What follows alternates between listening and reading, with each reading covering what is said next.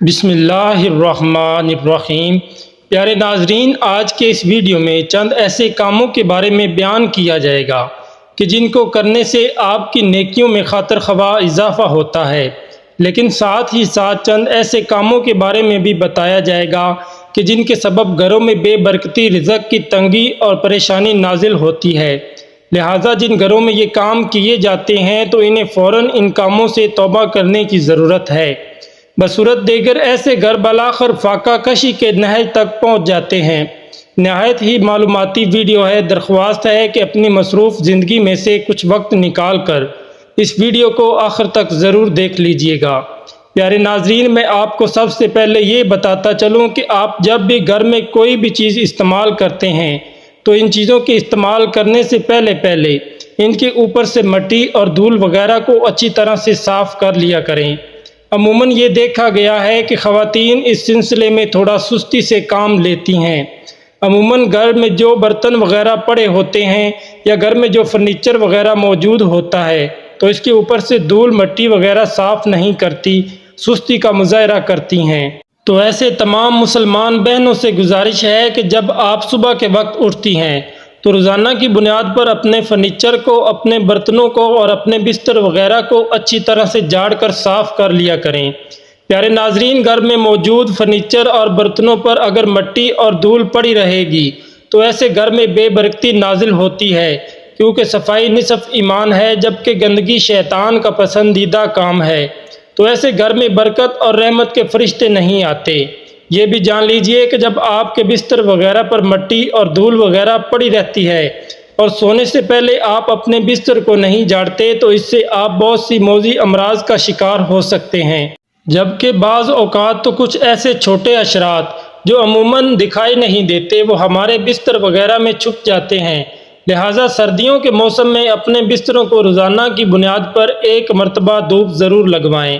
اور دوسرا یہ کہ اپنے بستروں کو اچھی طرح سے جھاڑ لیجئے۔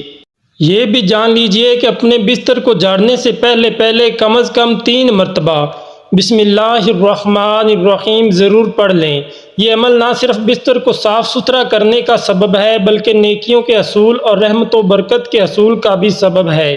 اس کے علاوہ گھر کے مین گیٹ پر اگر کہیں زنگ وغیرہ لگ چکا ہے تو اسے فوراً پینٹ کروا لیں۔ ایسے رنگ آلود گیٹ کو اگر آپ بدلوا نہیں سکتے تو چھوٹا سا ایک پینٹ کا ڈبہ لے لیں اور اس کی مدد سے اسے پینٹ کروا کر خوبصورت اور صاف ستھرا ضرور کروا لیں۔ اب یہاں یہ بات ضرور جان لیجئے کہ اگر آپ کے گھر کا مین گیٹ یعنی داخلے کی گزرگاہ ہی گندی اور زنگ آلود ہوگی تو ایسے گھر میں کبھی برکت داخل نہیں ہوگی۔ یاد رکھیں کہ رحمت و برکت کا گھروں میں آنا صفائی اور ستھرائی کے ساتھ منسلک ہے۔ لہٰذا جب گھر میں رحمت اور برکت کے فرشتے داخل ہی نہیں ہوں گے، آپ ہزاروں وظیفے بھی پڑھتے رہیں گے، بہت ساری دعائیں بھی کرتے رہیں گے، لیکن ان کا کچھ بھی اثر نہیں ہوگا۔ پیارے ناظرین، بہت سے ایسے بہن بھائی بھی ہیں جو ٹوٹا ہوا جوتا، ٹوٹی ہوئی چپل پہنے رکھتے ہیں، تو یہ بھی ان کے لیے بہت ہی زیادہ باعث نقصان ہے۔ جان لیجئے کہ ٹوٹی ہوئی چپل پہننے سے آپ کے دماغ پر بہت سے منفی اثرات مرتب ہوتے ہیں، اور اس عادت کے سبب آہستہ آہستہ آپ کا دماغ زائل ہوتا رہتا ہے، جس کے سبب یادداشت کمزور ہوتی جاتی ہے، نظر کی کمزوری اور توجہ اور یکسوئی میں کمی واقع ہوتی ہے۔ اس کے علاوہ یہ بھی ذہن میں رکھیں کہ کالا جوتا کبھی بھی مت پہنا کریں، اور جو لوگ ہمیشہ کالے رنگ کا جوتا پہنتے ہیں تو یہ بھی فقر و فاقہ کی علامت ہے۔ حضرت امام احمد رضا خان بریلوی رحمۃ اللہ علیہ کبھی بھی کالا جوتا زیب تن نہیں کیا کرتے تھے، کیونکہ آپ فرماتے ہیں کہ کالا رنگ خانہ کعبہ کا رنگ ہے، اور جو کالا جوتا پہنتا ہے تو اس کا دماغ بھی آہستہ آہستہ کمزور ہونے لگتا ہے۔ لہٰذا خانہ کعبہ کی نسبت سے آپ نے کالے رنگ کی تعظیم فرمائی، اور جان لیجئے کہ اس زمن میں پیلے رنگ کا جوتا نہایت ہی اچھا رہتا ہے، دماغ کو تقویت اور ٹھنڈک دیتا ہے اور انسان حشاش بشاش رہتا ہے۔ بہت سے ایسے بہن بھائی بھی ہیں کہ جن کے پاس پرانے کپڑے موجود ہوتے ہیں۔ آپ سے گزارش کروں گا کہ کبھی بھی کسی غریب یا فقیر کو پھٹے پرانے کپڑے نہ دیا کریں، بلکہ آپ کے جو رشتہ دار غریب ہیں یا اگر کوئی واقعے میں غریب ہمسائے ہیں جن کو کپڑوں کی ضرورت ہے تو کوشش کریں کہ ان کو ایسے پرانے کپڑے دیں جو صاف ستھرے ہوں، دھلے ہوئے ہوں اور استری وغیرہ کر کے دیا کریں۔ یا اگر کہیں سے پھٹے ہیں تو سلوا کر دیں، کیونکہ یہ عمل یعنی کسی کو اپنے استعمال شدہ کپڑے پہننے کے لیے دینے کا یہ عمل اللہ تبارک و تعالیٰ کی راہ میں صدقہ ہے، اور صدقہ دیتے وقت اسے خوبصورت انداز میں پیش کیا کریں تاکہ آپ سے کپڑے لینے والا آپ سے دلی طور پر خوش ہو کر آپ کے حق میں برکت اور رحمت کی دعا کرے۔ پیارے ناظرین، یاد رکھیں کہ کسی بھی پیشہ ور بھکاری کو کبھی اپنے پہنے ہوئے کپڑے ہرگز نہ دیں، اور کسی ایسے بندے کو بھی نہ دیں جس سے آپ جانتے نہیں ہیں، اور اپنے پہنے ہوئے کپڑے جب بھی کسی کو دیا کریں تو اس سے پہلے یہ ایک چھوٹا سا عمل ضرور کر لیا کریں تاکہ آپ آئندہ کسی قسم کے اثرات سے محفوظ و مامون رہ سکیں۔ وہ عمل یہ ہے کہ اپنے پہنے ہوئے کپڑے کسی کو دینے سے پہلے ان پر 7 مرتبہ بسم اللہ الرحمن الرحیم شریف پڑھ کر انہیں 7 مرتبہ اپنے اوپر سے وار لیا کریں، اور پھر جس کو چاہیں دے دیں۔ کوشش کریں کہ اپنے کسی غریب رشتہ دار کو دے دیں، پھر جب تک اس کے تن بدن پر آپ کے دیے ہوئے کپڑے موجود رہیں گے آپ ہر قسم کی آفتوں، مصیبتوں اور بلاؤں سے محفوظ رہیں گے۔ ایک اور کام جو اکثر لوگ کرتے ہیں جو ان کے نقصان کا سبب بنتا ہے وہ یہ ہے کہ اکثر لوگ اپنے استعمال شدہ پرانے کپڑے مثلا شلوار، قمیض، ٹراؤزر، شرٹ وغیرہ کسی کو دینے کی بجائے انہیں جلا دیتے ہیں۔ یاد رکھیں کہ یہ عمل انتہائی مکروہ یعنی کراہت والا ہے، اور اس عمل کے سبب آپ کے گھر میں بے برکتی داخل ہوتی ہے۔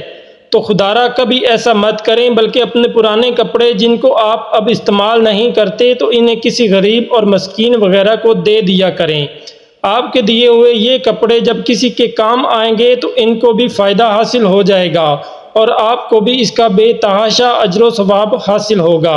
اور اگر آپ کسی غریب رشتہ دار کو نئے کپڑے سلوا کر دے دیں تو کیا ہی کہنے، بزرگان دین اس کا بہت ہی زیادہ اجر و ثواب بیان کرتے ہیں۔ تو یاد رکھیں کہ پرانے کپڑوں کے حوالے سے اگر آپ کوئی غلط طریقہ اختیار کیے ہوئے ہیں تو فوراً آج ہی سے توبہ کر لیں، اور آئندہ ان باتوں کا دھیان رکھیں جو اس ویڈیو میں آپ کو بتائی گئی ہیں۔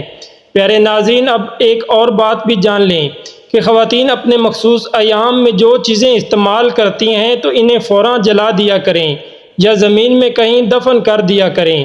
کہ ایسا کرنا بھی گھر میں برکت اور رحمت کے حصول کا سبب ہے۔ اس کے علاوہ اگر گھر میں استعمال ہونے والی کنگھی کے دندانے ٹوٹے ہوئے ہیں تو ہرگز ایسی کنگھی کو استعمال مت کریں،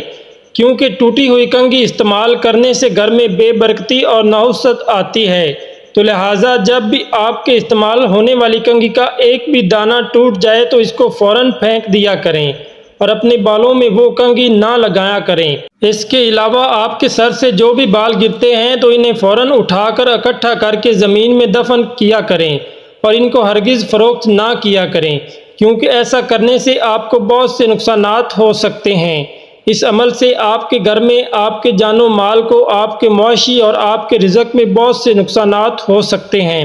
اس کے علاوہ گھر میں موجود ٹوٹے ہوئے برتنوں کو بھی پھینک دیا کریں۔